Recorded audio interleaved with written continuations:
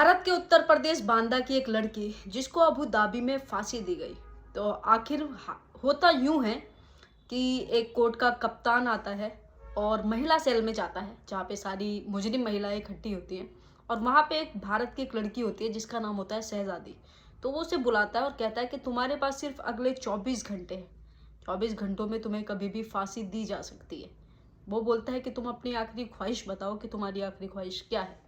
तो लड़की पहले तो बहुत ज़्यादा दंग रह जाती है।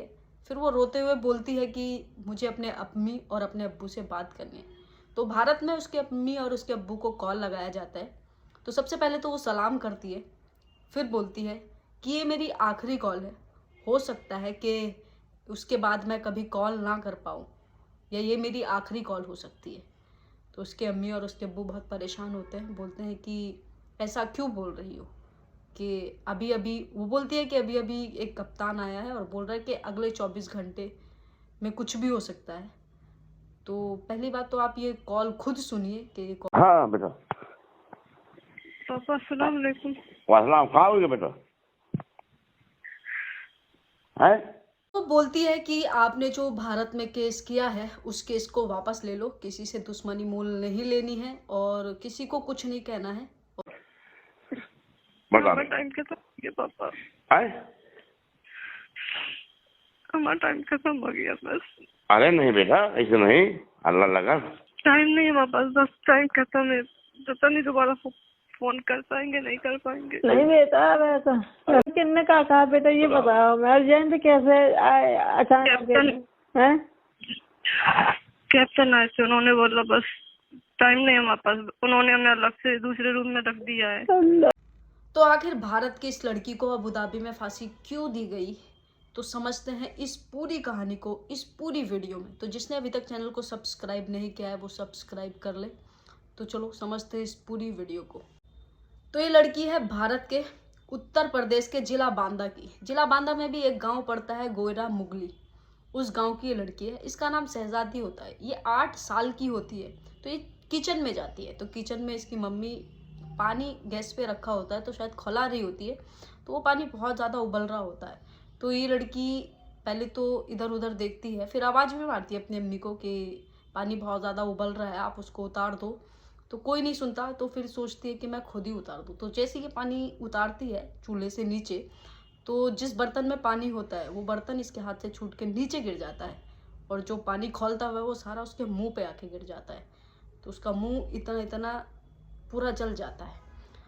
तो ये बहुत ज़्यादा चीखती चिल्लाती है। चीखने चिल्लाने से फिर लोग आसपास के इकट्ठा हो जाते हैं, इसकी मम्मी लोग भी आ जाते हैं, इसका इलाज ट्रीटमेंट कराते हैं, पर प्रॉपर जैसे एक नॉर्मल इंसान का फेस रहता है वैसा इसका फेस नहीं होता।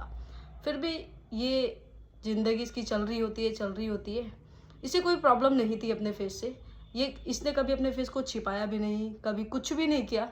ये नॉर्मली जैसे नॉर्मल लोग रहते हैं वैसे ये भी रहती थी। इसने पढ़ाई लिखाई की, ये एक लौती थी अपने घर में, पढ़ा लिखा, कभी अपने फेस को कभी छिपाया नहीं। तो जैसे शादी के रिश्ते वाले आते हैं तो रिश्ते वाले भी आते थे, लेकिन इसका फेस देख के मना करके चले जाते थे। तो जैसे नॉर्मल लोगों को टेंशन होती है कि शादी नहीं हो रही है या ये या वो, बहुत सारी चीज़ें होती जो नेगेटिविटी होती है बहुत ज़्यादा होती है। तो इसको भी यही था कि पता नहीं होगी कि नहीं होगी। तो ऐसे ही ये जैसे जब इसने पढ़ाई लिखाई पूरी की तो ये एक एनजीओ से जुड़ गई जिसका नाम था रोटी बैंक। तो समाज सेवा करने लगी। फिर एक दिन ऐसी इसकी एक फेसबुक पर किसी उजैर नाम के लड़के से होती है जो कि आगरा का होता है। तो ऐसी धीरे धीरे बात होती है, बात दोस्ती में तब्दील हो जाती है और काफ़ी गहरी दोस्ती हो जाती है। और इस लड़की ने कभी भी उसको भी अपना फेस कभी छिपाया नहीं। उसने अपनी पुरानी सब बातें उसको बताई, फेस कैसा है ये भी बताया। तो उसने इसको कहा कि ये फेस तुम्हारा ठीक हो सकता है। उसने कहा कैसे? उसने कहा कि तुम प्लास्टिक सर्जरी करवाओगी तो ये तुम्हारा नॉर्मल लोगों की तरह फेस हो जाएगा। उसने कहा अच्छा, लेकिन उसमें पैसे तो बहुत ज़्यादा लगेंगे। उसने कहा, तो लड़के ने कहा कि तुम बाहर जा सकती हो, और बाहर जाओगी तो जितना यहाँ पे मिलता है उससे बहुत ज़्यादा पैसे, मतलब इंडिया की करेंसी में और यूनाइटेड अरब की करेंसी में बहुत ज़्यादा डिफरेंस है। तो वहाँ पे आपको बहुत ज़्यादा पैसे मिलेंगे जिससे तुम अपना सर्जरी करवा सकती हो। तो लड़की कहती है ठीक है मैं चली जाऊँगी। जो लड़की की फूफी होती है उनका नाम होता है नाजिया, और जो लड़के के फूफा होते हैं उनका नाम होता है फैज़। तो वो कहता है कि जो मेरी फूफो और फूफी हैं उनको हाउसमेट की ज़रूरत है, तो उनके घर की देखभाल कर लेना, जब वो जॉब पे चली जाती हैं तो उसके बाद घर की देखभाल कर लेना, और जो बाकी का काम है वो सब कर लेना। उसने कहा ठीक है, लड़की एग्री हो जाती है और चली जाती है। नवंबर 2021 में वो पहली विदेश यात्रा करती है दुबई के लिए।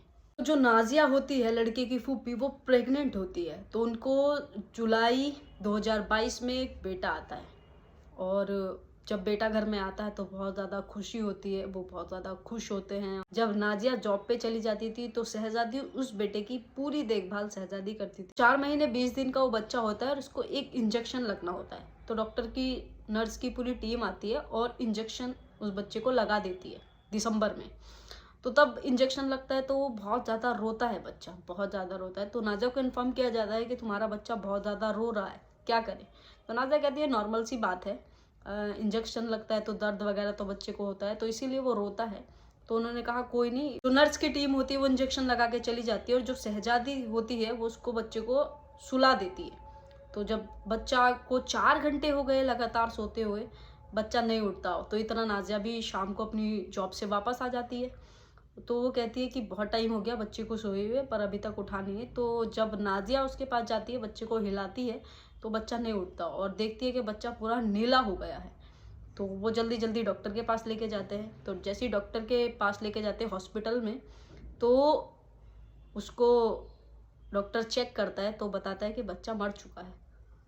अब भाई शॉक्ड लगता है बहुत ज़्यादा कि कैसे, तो रोना धोना चलता है।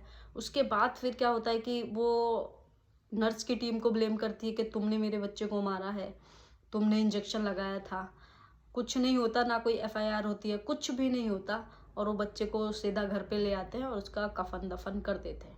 अब जो शहजादी थी और नाजिया थी, दोनों के बीच में कुछ ज़्यादा अच्छा चलता नहीं है, बातचीत भी बहुत कम होती है, बहुत अच्छी बातचीत नहीं रहती।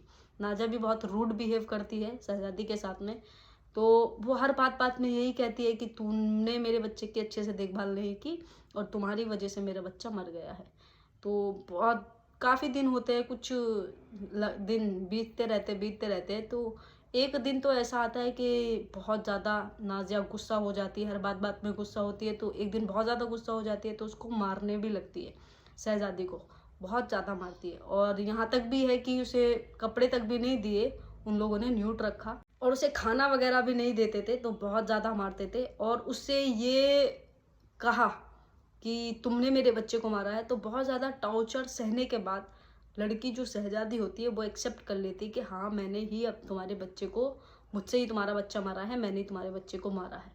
तो ये बात वो रिकॉर्ड कर लेते हैं, फिर उसके ऊपर एफआईआर करते हैं, और एफआईआर करने के बाद तो पुलिस उसे पकड़ लेती है। शहजादी से पूछताछ होती है निचली अदालत में। तो पूछताछ होने के बाद फिर वो भी उसको फांसी की सज़ा दे देते हैं, और निचली अदालत से फिर सुप्रीम कोर्ट में मामला जाता है। सुप्रीम कोर्ट में जाने के बाद, सारी तहकीकात करने के बाद, पूछताछ होने के बाद सुप्रीम कोर्ट भी उसको फांसी की सज़ा देती है।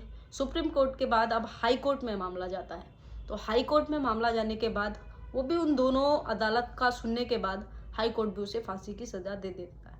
तो जब तीनों अदालतों में इसको मौत की सज़ा घोषित कर दिया जाता है कि इसको मौत की सज़ा, मतलब इसको फांसी लगेगी ही लगेगी, तो एक डेट देते हैं। वो डेट होती है 20 मई 2024। 20 मई 2024 को इसको फांसी की सज़ा दी जाएगी। तो 20 मई जैसे ही वो डेट आती है, 20 मई 2024, तो तभी दुबई में एक प्राकृतिक आपदा आती है, तो आप लोगों ने भी देखी होगी। और फिर कुछ राजशाही परिवार में एक मौत हो जाती है, तो इससे इनकी सज़ा टल जाती है। तो टलने के बाद फिर कुछ टाइम इनको मिलता है, और फिर इनकी जो फांसी की सज़ा थी वो थी 20 सितंबर 2024।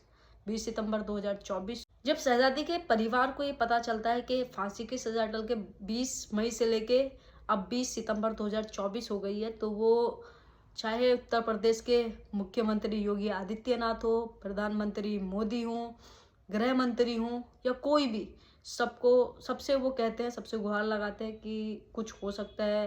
उसके माँ बाप ने वो हर पूरी कोशिश की जितना वो बेचारे कर सकते थे। हर किसी को उन्होंने हर किसी से गुहार लगाई कि अगर मेरी बेटी बच सकती है तो प्लीज़ बचाओ, पर कुछ नहीं होता। 15 फ़रवरी 2025 को अचानक रात को एक कोर्ट का कैप्टन आता है और उससे कहता है कि तुम्हारे पास सिर्फ 24 घंटे हैं, 24 घंटे में तुम्हें कभी भी फांसी हो सकती है, तो अगर तुम्हारी आखिरी इच्छा जो भी है वो बता दो।